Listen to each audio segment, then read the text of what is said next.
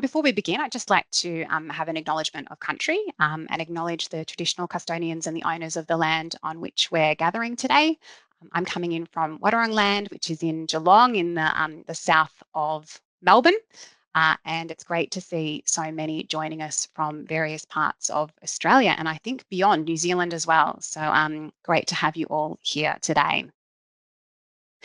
As we mentioned, both Megan and I are here to talk today a little bit more about crafting a journal article. And I think the particular focus certainly of today's session is around how you can translate some of the work that you're doing in practice and on the ground, I guess, into a journal article that's relevant for as many people as possible to read. And I think one of the things that I really want to stress and something I'm personally really passionate about is moving beyond, I guess, that potential stereotype, I guess, that you have to be an academic to be able to write for a journal article. And obviously, there's huge value in being able to contribute research, but there's also so much that professional staff that work in the space can also contribute, particularly for JANZSSA. So we're going to talk a little bit more about that today. So I guess just touching on why this might be something that you wish to consider, and hopefully all of you are here are already in the space where it's actually something that you're thinking about doing. There's just a couple, I guess, of core key reasons why I feel like there is huge value in actually writing a journal article. And the first is really, I guess, about skill development. So particularly, I mean, I guess if you want to hark back to your many, many years ago for me, days of year 12, it's almost like, turning back to year 12 English, I guess, and putting together a piece of writing where you craft, a storyline and an article and you're writing pervasive, to convince someone of what you're talking about. And it's a great way, I guess, of fine-tuning and honing those skills that for some you might not have done for quite a long time, or it might be something that you're doing in your day-to-day practice anyway, and you really, I guess, haven't potentially thought about how that might translate into a journal article. The second reason there is really about that connection piece. And again, it's something that I'm particularly passionate about, and that it's about putting yourself out there, I guess, so that you can see what others are doing in the space and the potential opportunities that there might be for collaboration. Now, that collaboration might be in terms of writing a journal article in itself, but equally it might be about reading an article by someone else or writing an article where you can go, oh, that's a great program. I really want to learn more about that. Can I connect with that person and actually learn more about what it is that they're talking about in this particular article? The other piece, and in a similar vein, is really about that knowledge sharing. And again, one of the things, I guess that's one of my pet peeves, is that I often feel like particularly professional staff fail to sometimes realize how much of their work is worthy of public acknowledgement and public recognition. So we're often doing these fantastic programs of work and initiatives within our institutions, and they kind of never see the light of day beyond perhaps the walls of our division or our area, or sometimes even the university. So it's really a great opportunity to talk about a program of work and what you're doing and share that with the world. And often it's about highlighting what's transferable about it, what are the key principles that someone else might want to take from the work that you've done, or might learn even from the challenges or the opportunities that you've faced in creating that program of work or implementing that program of work. And finally, equally, I guess, in this day and age of a tight job market and the cost of living, we're always looking for ways to make ourselves more employable. And writing a journal article is a great way of elevating your public profile and putting your name in writing and getting it out there and showing not only your writing skills, but your research skills or your ability to project manage and whatever it might be. So it's a great way of really presenting yourself out there to the world. I guess for many people, what I would say is that the hardest part of a journal article is starting. And often, I guess it's that typical case of writer's block, is that you kind of sit there and think, oh gosh, I have no idea what it is that I might want to share. Now, for some of you, you might already have a project or initiative in mind. But for those of you that don't, what I would encourage you to do is to allocate some time, and it really does take carving out the time in a dedicated way to do this, and sit there and sort of brainstorm, I guess, all the questions that I've listed there around, what are your passions? What are your interests? What are your experiences? What programs of work have you been working on? What are your unique experiences, and what hot topics are being discussed at the time? What might be particularly relevant in this day and age? And use that kind of brainstorming activity to really think about what kinds of programs of work you might like to share. And what I'm hoping is that there will be particular things that come to mind, and you might think, oh, I could, I've got this piece of work that I could talk about, or I'm working on this project in my day-to-day role that I could share and speak to in greater detail. And there is this sort of research and literature that backs it up, or there's a lot of discussion about this topic at the moment in the media or wherever it might be. The other thing that you might want to do in a similar vein, I guess, is to look back at either past or current projects that you're working on. And one of my biggest, I guess, things that I want to stress is that what I'm hoping is that what most of you will see is this isn't about creating more work. It's really about looking at what you're already doing and how you might be able to translate that into a journal article. And certainly that's the approach that I've adopted when I've been writing journal articles in the past. It's not about making more work for myself, although of course there is an element of that, but it really is about looking at the programs of work that you might already have to write reports for, or that you might already be submitting to your executive, or doing research on, or running surveys, and using that material and translating it into an article for the rest of the world to see. So as you can see there, what programs, what projects are you working on? What reports have you already written that you might be able to translate into an article form?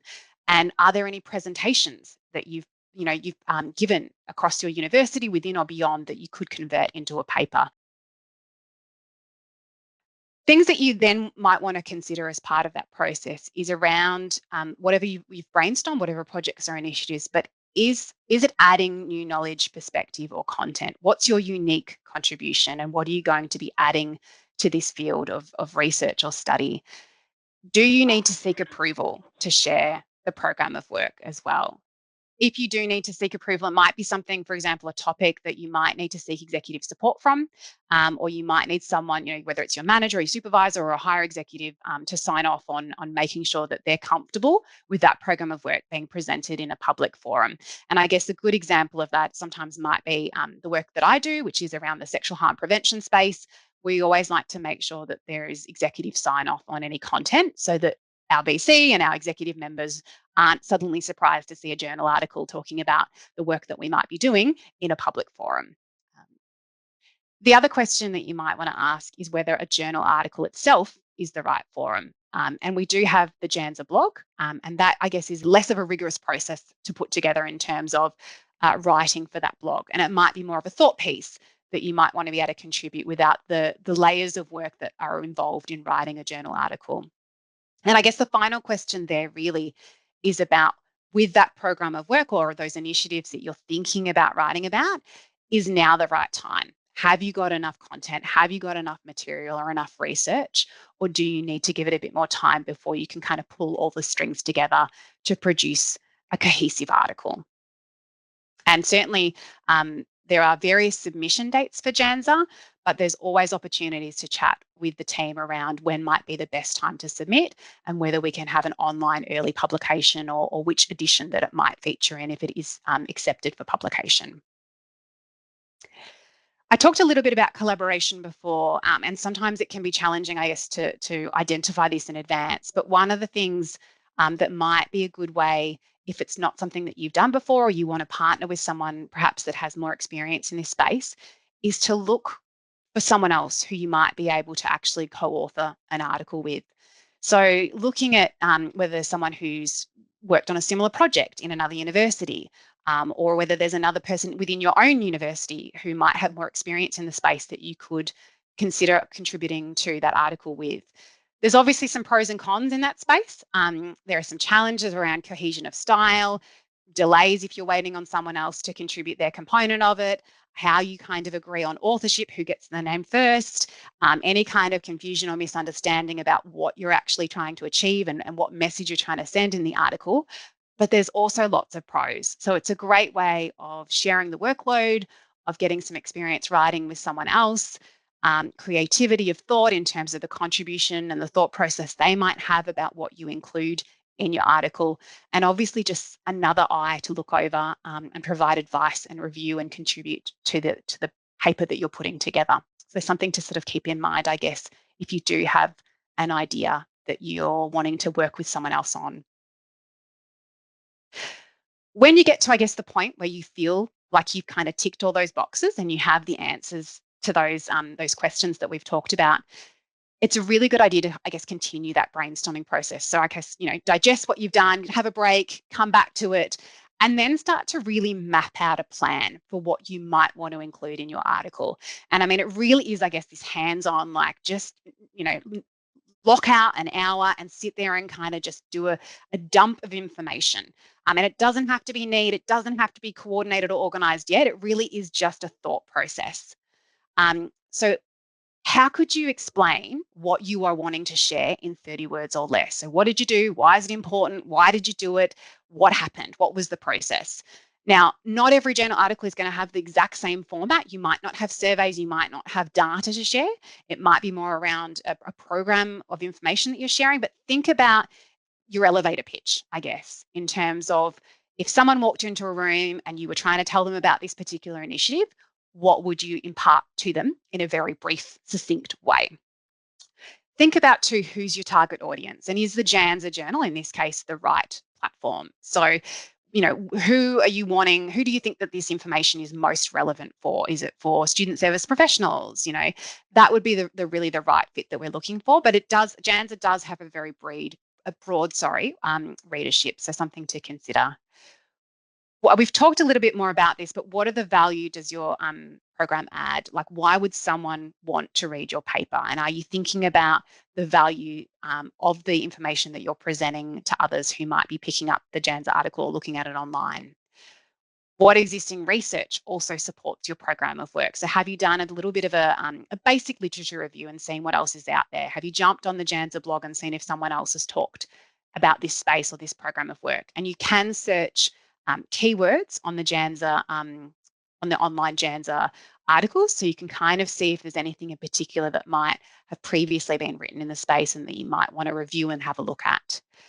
And I guess, depending on what you're going to be speaking about and what you're going to be sharing, what is the evidence or the data that you might want to provide in support? And again, that might be survey data, or it might be research that you've undertaken, qualitative or quantitative, that you might want to share as part of this program of work. Additional questions that you're probably going to want to ask, and particularly one I think that always hits home for me and when I read personally the journal articles for JANZSSA, is what are the transferable elements? So what's in it for me as a reader, and what can I use within my own institution if I'm reading someone else's article?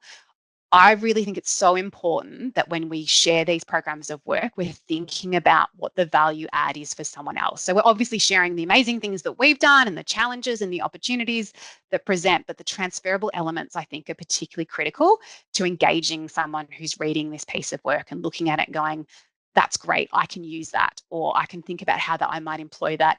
And knowing too that, we've got institutions of very different sizes, very different scales, very different resources, and different locations as well. Also have a think, I guess, about what are the limitations of your work. And I guess what I'm thinking is, you could certainly use these questions, and I'm happy to share this PowerPoint after as well, as subheadings as you start to kind of draft your notes. So what are the things, if you run a program and you're talking about it at your own institution, was it only involving 20 students, for example, or was it involving 120 students? Like, there's very different scales in terms of how transferable it might be, or things that you might want to highlight to your reader as you start to write your article. The other piece there, and I guess as you start to think about, the wrapping up of the article, is around what are the next steps or future directions? Is this program a work in progress? Is this the first iteration? And you can highlight what it might look like in year 2 or the second phase of the initiative. And what are the things that you're going to be doing or you're going to be considering as part of future programs of work that, again, you might like to write about in another year or another 2 years' time that you could draw attention to. And I guess particularly critical too is if someone read your paper, what would you say are the key takeaways? What would be the key points that you'd want them to walk away knowing that you've talked about as part of what you've written? Just some general advice that I'd also consider, I guess, as part of as you pull together what you might be wanting to write about. The best thing that I always encourage people to do is actually jump on the JANZSSA website and read the articles that are there. So depending on whether you're interested in writing a peer review or a professional practice article, it's really good to jump online and look at the different categories and actually start to read, particularly the more recent articles, I guess. But even going back, there's a quite a long edition of articles that are listed on the JANZSSA website, going back to I think even like 2011. There's quite a long history there. So have a look and skim read some of the abstracts, look at the articles and read the ones particularly that you find most engaging, and look at what it is about those that you're actually, what makes them easy to read. Why are you so interested in that? Is it because it's in your field of expertise, or is it the way that it's been written? And taking note of those things and the reasons why an article reads well will help you craft your own writing style. Because I think if you know what you like reading, it might help you to write in a similar style or in a similar way. The other key piece is to reach out to those trusted colleagues who can provide you with that really constructive advice. They're not always going to be saying yes or saying, yep, that's fine, that looks good. You want them to actually give you critical feedback about what you've written and what you might be missing.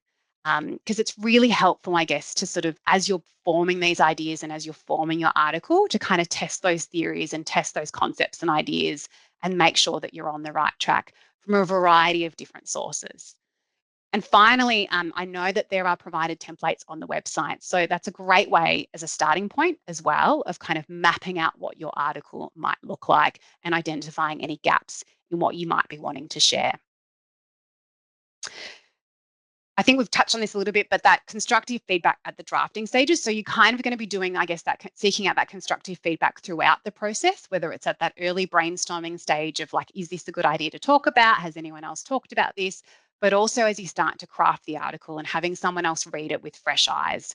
I'm sure as many of you can attest to, we often well, I certainly do, spend lots of my time writing reports for different audiences, particularly executive.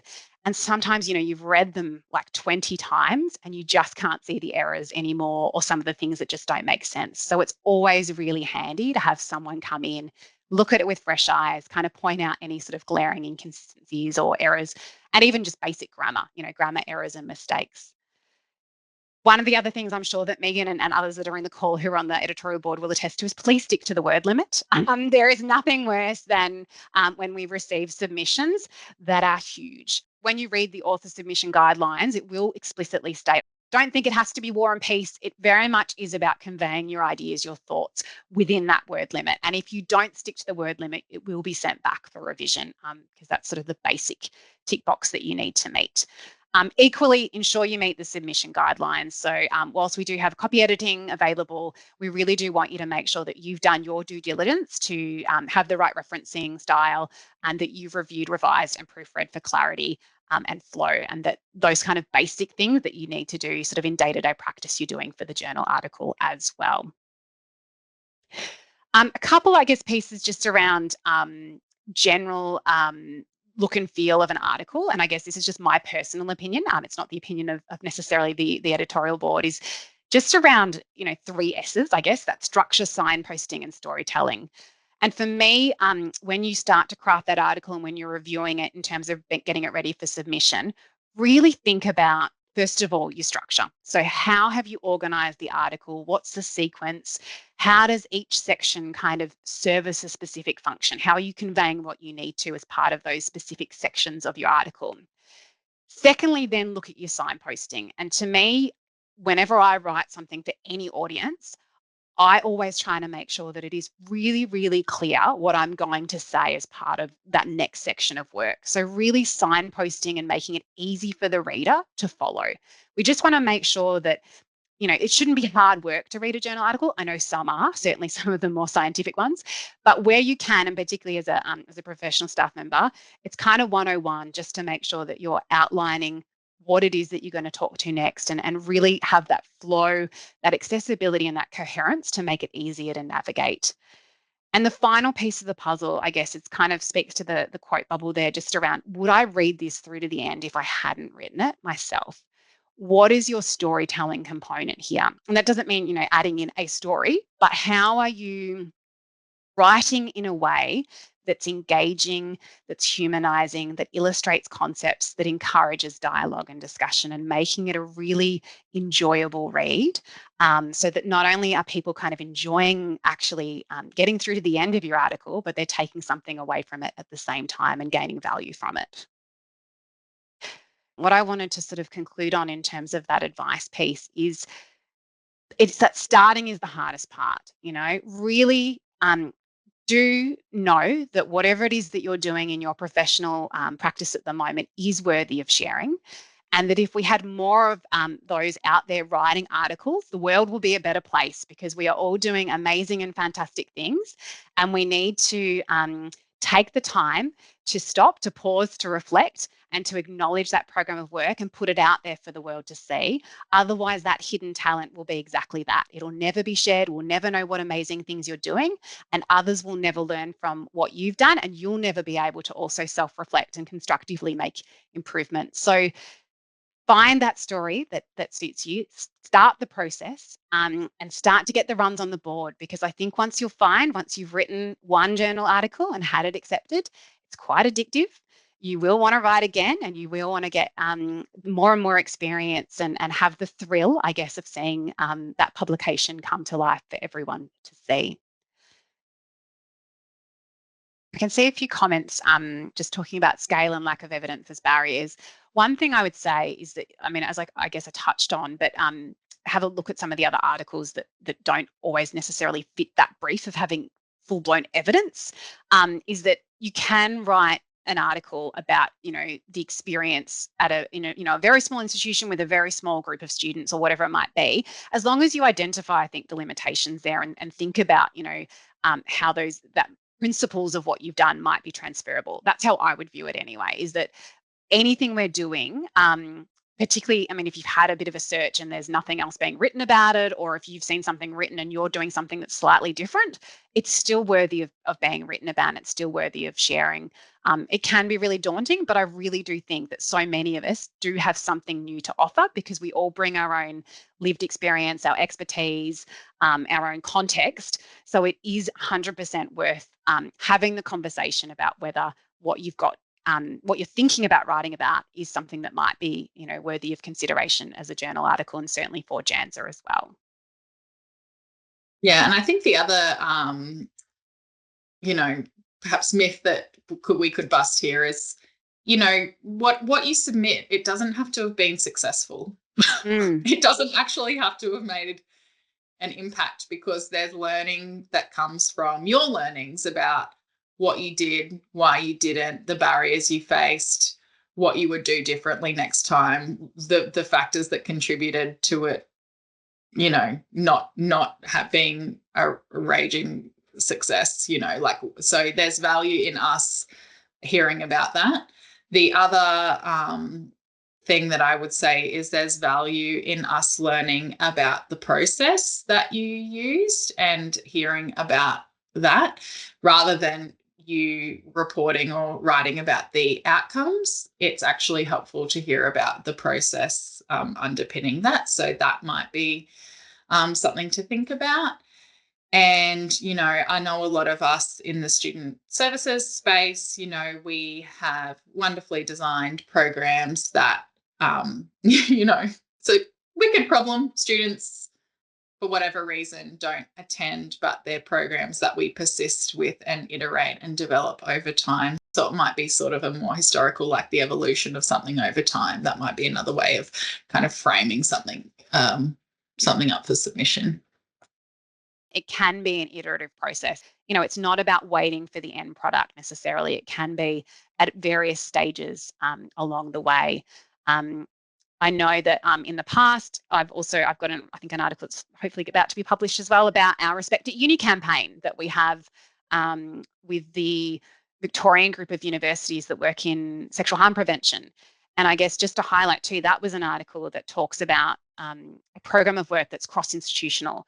And it is, again, it's an iterative program. It started last year. We've had it again this year, but it's still very much in that, I guess, evolving development stage. So it's not it's a fully formed concept, but it's an evolving process. And we've talked, as part of the writing that I did for that, it's talking about where it's at now and where we'd like it to go in future and what it might look like. And that certainly didn't have any kind of qualitative or quantitative data beyond a very minor inclusion of one little tiny bit of data. So again, it doesn't have to have reams and reams of data or evidence. It can be talking about the practice, as Megan has mentioned, which I think is really critical.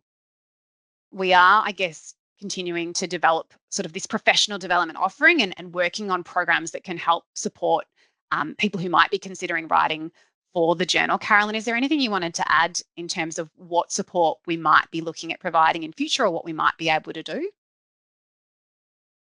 Obviously, these sessions are really important. I would say also the editorial team is really different than other journals. We take a very much a developmental view. So we're looking for where are you starting from? And often our feedback is quite extensive. And we've had instances, for example, where we've also assigned, coaches to folks to help them get across the line.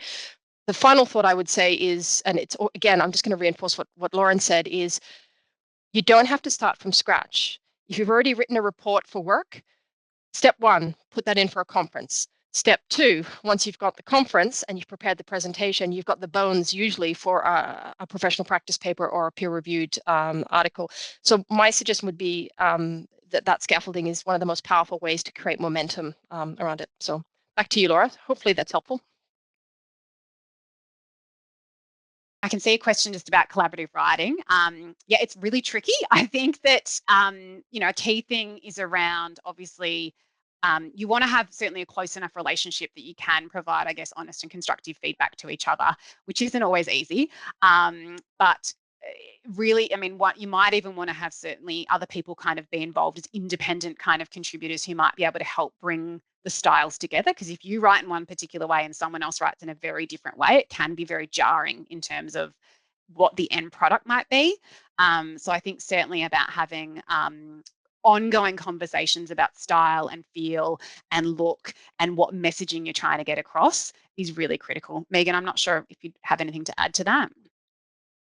Yeah, I think with the collaborative writing piece, having someone who is like the editor, having different roles at the end, having the editor for bringing that consistency in style. So that makes a big difference before you submit it, just having one person whose job it is to run through and check for voice. There's suggestions that Laura's put out already, even if as a group you can kind of map out in dot points what should be covered in each section and then each person, because otherwise you run the risk of people duplicating content, agreeing beforehand about what is going to be the literature basis that you're going to build the paper around, or the framework that you're going to use. So depending on, your area or your discipline, you might be looking at more like a social work paradigm, or you might be looking at a psychological paradigm, or you might be looking at a pedagogical frame, or you might be looking, so actually agreeing like what's the kind of perspective that we're policy frame, whatever, what's the perspective that we're looking at here. So everyone can kind of come on board of like, okay, we're doing it through this lens, even though we could approach this issue from all these things. So I think doing that sort of mud mapping plotting beforehand, before people just go hell for leather and start writing paragraphs upon paragraphs. And it's, it's a good exercise in getting empathy for what students have to go through when we ask them to do group assignments too. So it's good. Helps us to continue to be close to the student experience. There's some more questions in the for those who've written in the past, what type of time commitment? Oh, that's quite hard. I think it depends on the program of work. So in my experience, I guess sometimes I've found, particularly if it's a program of work that I'm owning and that I'm writing as a solo author, that I can kind of whip out an article fairly quickly, I guess, because it's based on reports that I've already written, or it's pulling just pieces of work together that I've already done.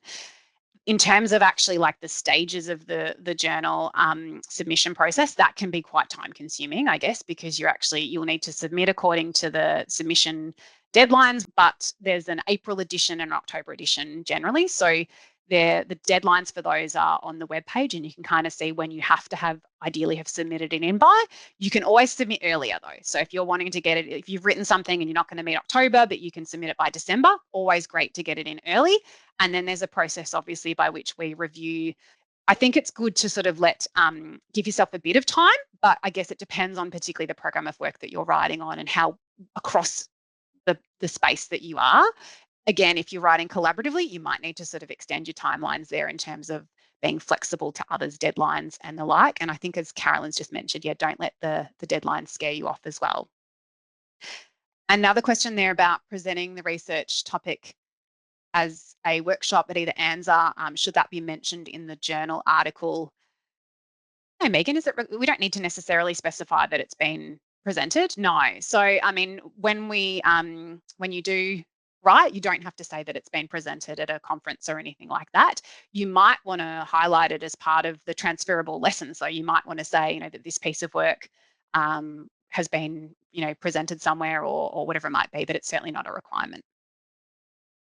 My kind of rule of thumb is, any piece of writing, I try to make it work for me 3 times. If it doesn't work for me 3 times, it's like I haven't got my money's worth out of the bit of writing. So you might think about, the internal report or the newsletter, briefing paper, whatever you're doing sort of internally might be one use. Thinking about a conference might be another one, or facilitating a workshop at your university or whatever. And then thinking about a paper or a blog article or a LinkedIn post or something like that. So that's kind of the mindset that I take to these things, because ain't nobody got time to just keep writing new things all the time. So I think try and make things work for you 3 times is or repurpose. So obviously not submitting the same thing, but the same lot of thinking, and then remolding and reshaping is kind of a rule of thumb that I use, which might be helpful for others. And bear in mind, I don't want to necessarily promote other journals, but there are other journals out there that if you don't feel that your topic meets the brief for JANZSSA, then keep an eye out, for other versions that are out there that might be more fitting. And, as Megan has noted, if the writing's just not coming together, or if you do submit and it's not accepted because it perhaps doesn't meet the submission criteria, or it's not the right audience, there are other ways that you can use that piece of writing, rather than it being a journal article. So don't be deterred, I guess, as well, if there are revisions required, or if you don't get accepted. It is a process, and it can be really challenging, and it is good to have a support network around you who kind of, can provide you with that feedback. So hopefully you're on the right track before you get to that point. Yeah, as Carolyn's mentioned there's the blog that you can always write for. So that's a great entry level, I guess, way to sort of start writing and get a bit of a feel for the space too. I think the main thing is, ask questions, reach out, speak to people who have written those articles before. Even if you've got, if you read some of the articles on the JANZSSA website and you see an author, I'm sure, and I can't speak to everyone, but everyone who generally puts an article out there is very happy to be contacted and to speak more about their program of work. So you could simply start by reaching out to them if it's an article that you really enjoyed, or it's on a topic that's really relevant, and just reach out to them and ask them about the process and what they went through and how they went about writing it, and what they shared. So we're all generally, I think most of us are really willing, to have those conversations and to see people succeed. We want to see more articles. We want to see you be accepted for publication. We want to see your name in writing. So there's always a helping hand. Megan's noted there that she's run, writing workshops in the past, and I'm sure she'll be happy to do that again. And certainly I'm happy to answer any questions that anyone might have offline at any stage. Carolyn, go for it. I just wanted to say that sometimes we think that we have to just do a professional practice paper or peer reviewed. I just wanted to flag one new initiative that we're going to be launching is we're going to be opening up some new forms. And one of the forms that we're going to be looking at is book reviews, so that if you've read a piece of practice or an article that you think is really impactful, you can also think about writing a review. And then the other one that we're going to be looking at is a new initiative, which is conversations with professionals in the sector, both emerging leaders and more experienced leaders. So if you are really interested in potentially, doing an interview with a sector leader and then having that interview published, please contact the journal. or me directly, because again, that's another way to dip your toe in that might feel like it's a slightly different threshold than writing a full professional practice paper. I'm going to close by saying, don't get hung up on the writing. It's actually your practice that we're most interested in. We can support you to get the sentences right. I did nearly a PhD in English and I still have sometimes questionable grammar. It's what your practice insights bring to the table that's most important. And when we say that, we don't mean you have to do something that's for the first time in the globe. Sometimes practice insights can be that you've actually tried 5 different things and you've learned how to nuance your strategy in a really impactful way in a complex environment. So practice isn't just about the what, it's also about the how, and how you're learning to find momentum within organizational systems and structures that have limits, that have resource constraints. So all of that should be part of your story. It doesn't just have to be, we've got the perfect peer program or the perfect writing circle, if that makes sense. So permission to iterate, permission to not be the best writer. Seriously, your ideas matter. Put them on the table, share them. Thanks, Carolyn. I think that's a great note to end on. Your ideas matter. So please, we will share the PowerPoint slides, I'm sure, to those that have attended today, and for those that weren't able to make it, the session has been recorded. But yeah, feel free to reach out. We'd love to think that there's 70 people or so that have been on the phone call today. I'd love to see 70 submissions in the next year. That would be an amazing achievement. And it'd be certainly a lot of work for all of us, but we would love to take that on. So thank you, everyone, and all the best for your writing journey.